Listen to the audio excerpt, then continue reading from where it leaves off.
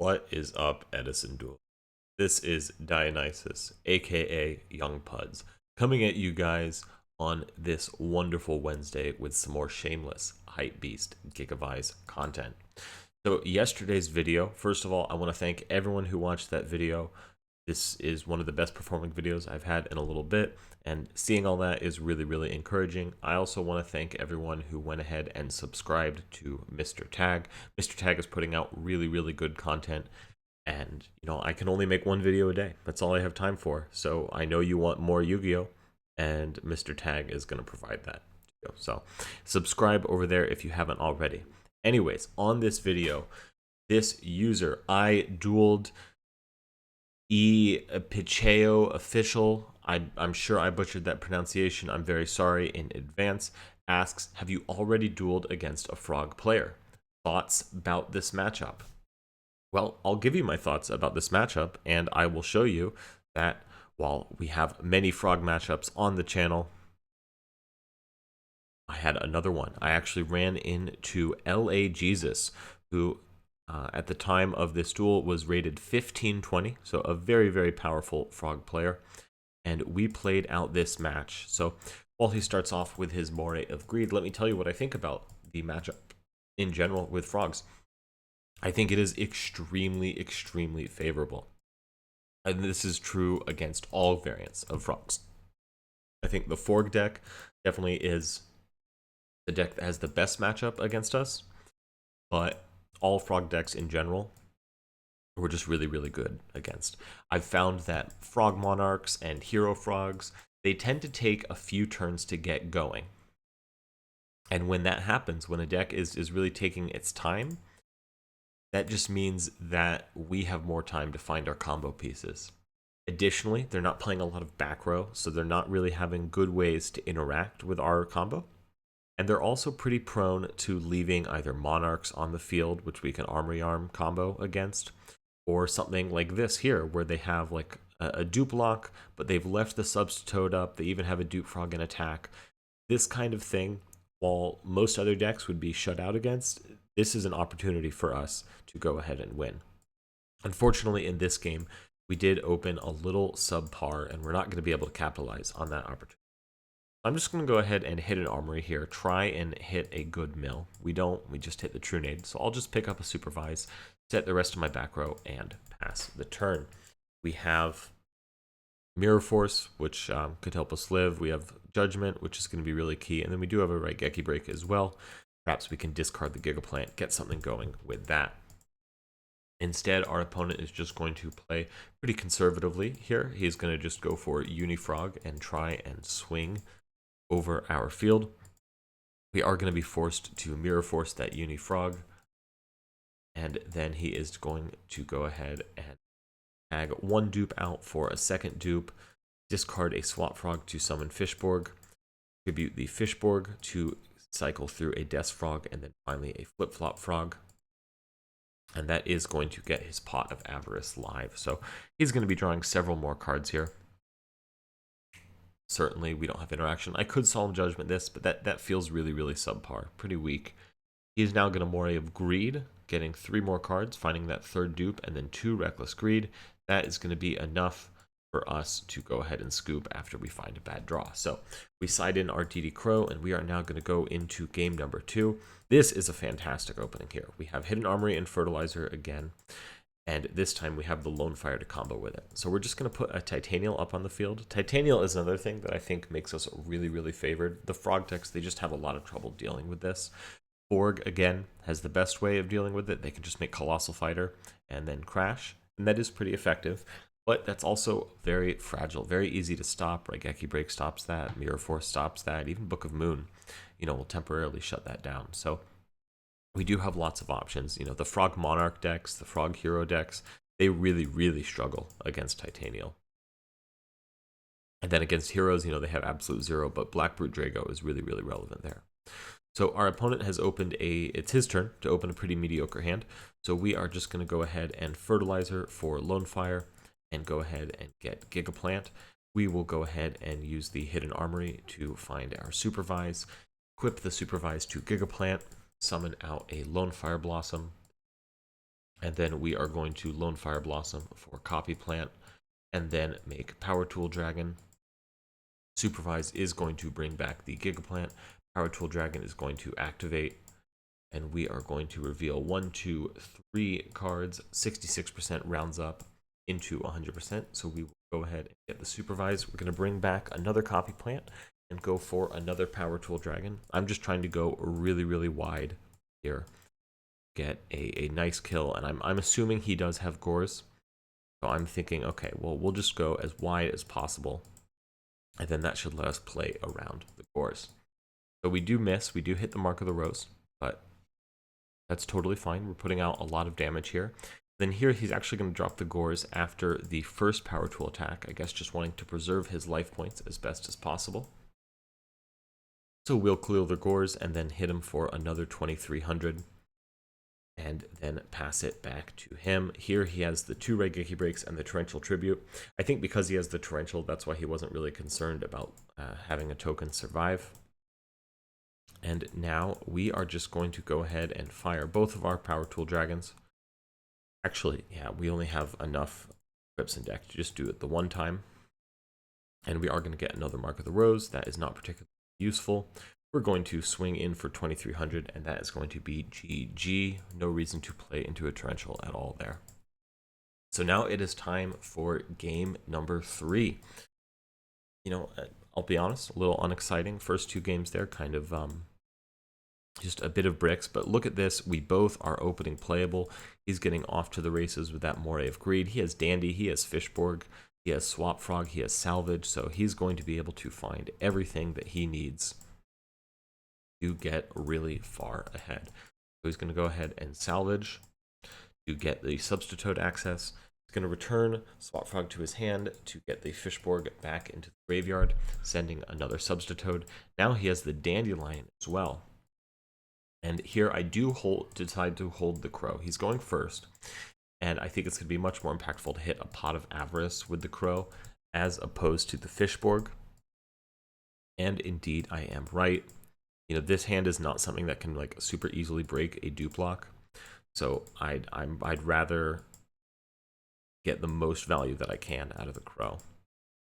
And because he had Dandelion, even if I get rid of the Fishborg, he's still going to be able to go ahead and put up a dupe lock. So here he's going to Avarice, and we are going to go ahead and once we see all the targets, we'll chain the DD Crow. I banished the Death Frog. I'm not sure what is 100% best here, but Death Frog seems good. Just having fewer of those in circulation is going to limit his ceiling. Here we're going to draw a Miracle Fertilizer, which is a pretty good draw. We're going to go ahead and fire the Lone Fire Blossom, summon out a Titanial. Now I'm expecting this to get Flip-Flop Frogged, but we're setting up for a really nice big play next turn. Here our opponent is going to summon back the Treeborn Frog and go ahead, tribute it off for the second Treeborn, just to keep loading up his grave, and then summon a Death Frog, flip up the Flip-Flop Frog, put Titanial back in hand, and then punch in for 500 and then 19. So just trying to put me on the clock. Nothing wrong with that. He's going to set that Flip-Flop Frog back face down, and then we are going to draw a Threatening Roar for turn. So I know you guys love these. I love these too. This was a pretty tricky line for me to find, I think.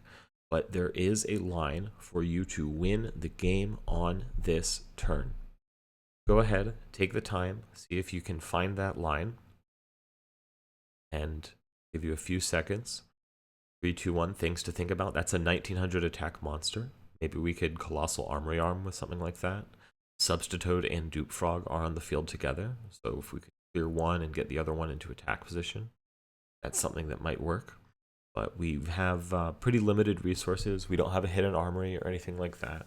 So let me show you how you're going to want to do this. All right, let's go ahead. So we're going to go ahead and Miracle Fertilizer for Lone Fire. Now, we're not going to use Priority. We're going to use True Nade here to go ahead and get Fertilizer back in our hand. We're going to need that for later. Then we're going to summon out Dandelion with Lone Fire. Activate Fertilizer again. Bring back Lone Fire. Lone Fire is going to tribute Dandelion for Gigaplant, and we'll get our 2 tokens. Then we're going to tribute one of the tokens for a Lone Fire Blossom, And then that lone fire is going to go ahead and tribute the other token for copy plant. Copy plant is going to be level 3, so we're going to go ahead and make a Bryanak now. We only have 3 discards, so have to use them really wisely. We're going to use the first one, discarding Gigaplant, to bring back Fertilizer. Now we get another summon, so we're going to go ahead and get Copy Plant here. Then we're going to use Rio again, put the Fertilizer back in hand. We're going to Synchro 7 for Black Rose Dragon. Miracle Fertilizer once more to put the Titanial we just discarded onto the field. And then we're going to use Rio for the final time to clear one of the dupe frogs. Black Rose Dragon can put the other dupe frog into attack position, and we have exactly game on board, just like that. So very, very tricky. Definitely a tough line to spot. Worth noting, Black Rose does set its attack to 0, so it's not at 100 attack. He just didn't do that. So GG LA Jesus. That was a very good match, very close. I didn't have basically that exact hand. The Trunade was really the difference. I think you probably would have gotten that one. So I look forward to running into you again. All right, folks, that didn't take too long. So I actually do have a second matchup for you. This is against user EXE Alt for Ranked. And I queue into this match. And what does he tell me? He says, it took a bit, but I got it. And I noticed that he had been watching a lot of my matches earlier in the day. I think he was trying to snipe me. He was trying to play me intentionally. And he brought this Norlaris Vayu deck to see if he could use that to shut me down. So let's see if he is going to be able to pull it off. He's definitely cycling through a lot of his deck right away. He's going to fire off the Greffer to get, or special summon the Greffer to get Norlaris into the graveyard, and then summon Phantom of Chaos. Go ahead and resolve that Norlaris for big damage after he uses the Greffer to set up the graveyard. He's also going to go ahead and summon out the Plague Spreader Zombie here. And that is going to let him set, so he definitely draws that Dark Creator. That is a really heads-up play. Pretty good use of his cards there. We're going to have to toss out our entire hand, and then there he's going to find a Dark Creator. So we now have quite an uphill battle to find our way back into the game. We're going to draw a Super Solar Nutrient, and that is not going to be it. There's some times where you can come back from a Norlaris, but that is not it at all. So very, I don't know. I don't know how I feel about like trying to like run into someone specific on ladder. Like this guy was nice. He wasn't rude. I'm not trying to talk bad or anything like that. But I don't know. Just queue up. Just play the game, dog. You know what I mean? We've got a pretty great hand here. We're going to Foolish Burial to send the Dandelion and get some tokens into the mix. And then we are going to Lone Fire for Titanial. And then we're going to use the Gold Sark to get a Miracle Fertilizer here. And then set the Solemn Judgment. So pretty good start. We had some other options there, but this is the line that I liked best. I think, you know, wanting to have the Gold Sark to get something like Fertilizer coming to our hand later, that's really good against the Norlaris deck because it's just extra advantage. It's going to help us come back. But I didn't want to use the Gold Sark to like find my way to an extra Lone Fire, hit an Armory for the Dandelion or anything like that. So here we go. He is going to go ahead and summon the Lila, swing over one of the Lone Fires, and then try and activate its effect. We're just going to Titanial to go ahead and negate. Going to actually choose to tribute the Titanial, not the Lone Fire. I don't think he's going to have any follow-up, and I do want to have the Lone Fire available to tribute off. Of course, I draw Miracle Fertilizer, so that is even better, and we can do some very nice combos here. We are going to Gigaplant, and then hit an Armory for the Supervise, equip the Supervise to Gigaplant, summon Lone Fire, summon Copy Plant, and then we're going to go ahead and make our Power Tool Dragon. We will search, and of course we do miss and hit the Mark of the Rose, but frankly, folks, that is just fine. We have that Miracle Fertilizer coming, and I didn't want to extend further in scores than I needed to. So he's just going to set a Raikou and pass. We are going to start comboing, and he's going to scoop it up. So time for a big game 3 against the Snorlaris deck. And we do open a pretty strong hand here. I'm seeing Gold Sark and DDR, which is always good. And then our opponent is not opening up anything particularly strong. And then we do draw just the perfect draw with that Dandelion. We're going to upstart as well. That is going to get us to Hidden Armory, which is also going to be fantastic. So here, because I have both of the SSNs, I am just going to discard the Dandelion to get a Gigaplant directly. We'll fire one SSN to bring out Lone Fire, fire the second Lone Fire to get to Copy Plant, and then here Copy Plant is going to copy Giga. And of course now we go right into Power Tool Dragon. We still have our normal summon intact. We're getting a guaranteed Supervise. And 100% doesn't even need to round. It just is 100%. We'll equip the Supervise to Gigaplant, bring back Copy Plant, go for another Power Tool Dragon. Supervise is going to activate, bringing back the Gigaplant. We are now going to activate Power Tool Dragon here, revealing 2 Supervise and a Rose. I'm not particularly concerned about Honest. Otherwise, I would have done 2 Mark the Rose to get the Gigaplant off there. We're going to go ahead and this time take a level 8 Synchro. I'm going to Stardust Dragon here. Want to play around a Lightning Vortex or something like that.